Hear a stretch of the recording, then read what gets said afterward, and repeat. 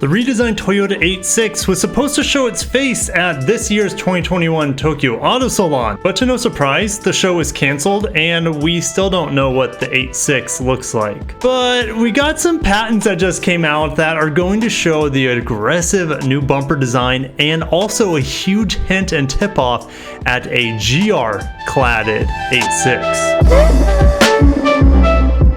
Guys, smash the like button if you're excited for the 86, and we're going to Australia.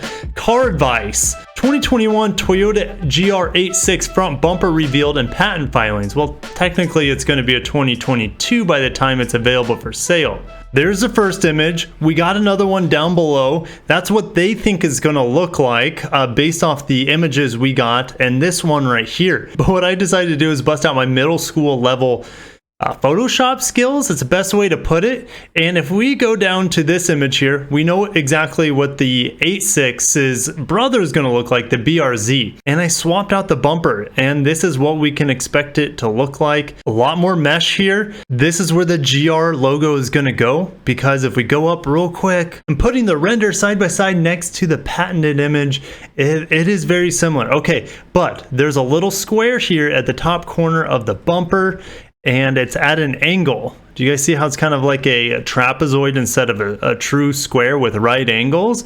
Well, that's the perfect slot for a GR logo like we see on the GR Yaris or the GR Supra. So back to my photoshopped image. It's too bad we didn't get the GR86 unveiled at the Tokyo Auto Salon. Toyota could have done some sort of digital unveil on it, and they still could, but yet we're waiting. This vehicle is supposed to go on sale later half of this year alongside the BRZ around the same time. And some of my viewers in Europe, you've been asking me, hey, are we going to get the 86 in Europe because they have a lot of hybrids to make up with the fuel economy? Well, I think that's a good possibility. Look, the GR Yaris is available there. It's not available here. Has nothing to do with emissions. It's because we don't get the Yaris here. Over in Europe, you guys could very well get a 86 because there are so many hybrids within the Toyota product stack to off balance the high emission 4-cylinder 86. Now, does this mean that this vehicle is going to come out of the gates with more power than the BRZ counterpart? Absolutely not. They're just renaming the 86 to the GR86, which I think is fair. And if they decided to make a higher power option, it would be the GRMN, Gazoo Racing Meisters of Nürburgring version, to take it to that next level if they decide to turbocharge it one day. But I don't think they ever will, largely because it would encroach way too much on the Supra 2.0. My opinion, that car has no business being out. I'm curious what sales are on the 2.0 versus the 3.0. And since there is no manual transmission, a lot of people would rather have an 8.6 that's turbocharged, a GRMN 8.6 I should say, instead of a 8-speed automatic 4-cylinder Supra. I'm sure you guys are a lot of you would agree with me on that anyways. And it still blows my mind how accurate the renderings were for best car. I mean, they nailed the rear end spot on. And by the way, the rear end on the 86 is supposed to be identical to the Subaru BRZs, just changing the logo. That's what Car Advice is saying from Australia anyways. But guys, what do you think of the looks of the 86 compared to the BRZ? The BRZ looks a little bit more smiley happy, where the grille on the Toyota, go figure, the grille on the Toyota is just bigger, but I don't think one really looks better than the other. I think they both look great, and I cannot wait for both of these vehicles to come to market later this year. We have more news today, so strap up, grab your snacks and drinks if you haven't, and let's head on over to a new Honda. Next Honda HR-V will be different for America, possibly all hybrid. There's supposed to be a global model HR-V, and then America's getting their own HR-V, probably built here in the United States. Now, the European version will be unveiled February 18th, and we did get some teasers for it. It will be hybrid only, no surprise, as Honda's been struggling to meet emissions regulations and standards over there in Europe. And it's going to be using the same 2-motor hybrid system as other current Honda models. So I think it's the Honda, is it the Clarity?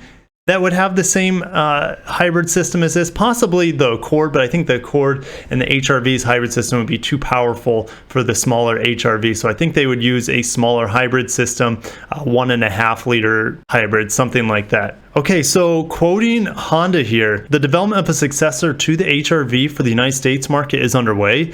This new HRV will be designed to meet the distinct needs of US customers and will differ from the Honda Vezel/HRV that will be introduced in other regions. Honda will have more information to share regarding the next generation Honda HRV designed for the US market closer to launch. In terms of design, I don't see it differing a whole lot. But in terms of powertrain, that's where we're going to see the biggest difference. Will we see the hybrid that Honda is putting in all the vehicles, all the Vezels and HRVs in Europe? Maybe eventually, and I don't expect it right out of the gate, but maybe a few years from now. I think the US tailored model could be an mechanical all-wheel drive, naturally aspirated 4-cylinder, probably a 2-liter or something like that, that Europe will not get, where here in the United States, it would be more of the mechanical all-wheel drive with a naturally aspirated engine with the possibility of a hybrid down the road. But guys, I'll see you there. What differences do you think there would be other than like license plate holders and things like that?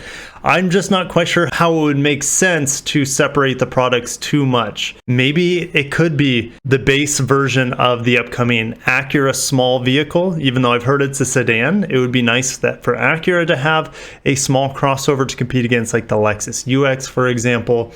But time will tell, and I'll see you guys in the comments on how our HRV here in America will be different. Over at Top Gear, this GTR blew my mind. Now, it's based off the Ital design concept that we got a couple years ago, but look at the Stormtrooper-esque black and white. Holy cow, I don't know what else to say about it other than I want it, and I want it yesterday.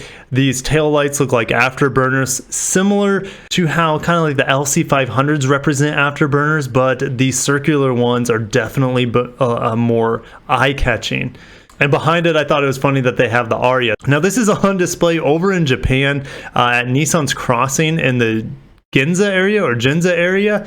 Of course, no one can really get into Tokyo right now or Japan, so images are better than nothing at this point in time.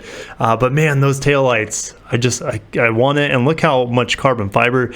Look, the freaking whole car is made out of carbon fiber. Even the shifter area is surrounded by it. Oh, look how menacing that is coming off the trailer. Wow. Okay, I could probably just look at images of this beautiful design all day. Instead, we're going to finish things up with a humble little Hyundai 2021 Hyundai Bayon teaser. We got some teaser images a few months back. Now this is a small crossover, B segment crossover to be in the same segment as like the Yaris Cross. Now the closest Korean counterpart we would have maybe is the Kona, but the Kona is a little bit bigger, or the Kia Seltos. The front lights are very in line with, let's say, the Kona. The small, really tight and cropped daytime running lights. And then down below you see kind of like a digitalized or fractal pattern, which is very similar to the new Tucson that just came out or will be coming out soon, with a cascading design of that headlight display and grille. Next image, I can't help but to think Mitsubishi Eclipse Cross. What do you guys think? What's jumping out to you with these taillights? The boomerangs look very Mitsubishi to me. And that's about it. I think that's all we have to say about the Bayon, which we're not going to get here in America, but any new car, regardless of where it's announced in the world, is exciting to me. And guys, what do you think down below? Thank you so much. If you made it this far in the video, smash the like button. If you haven't, subscribe if you're not, for more Japanese and Korean auto news. Got tons of car reviews coming down the hatch. The channel is growing fast, and we're so close to 100,000 subscribers. Thank you guys so much. Have a wonderful day. Take care of yourselves, and peace out.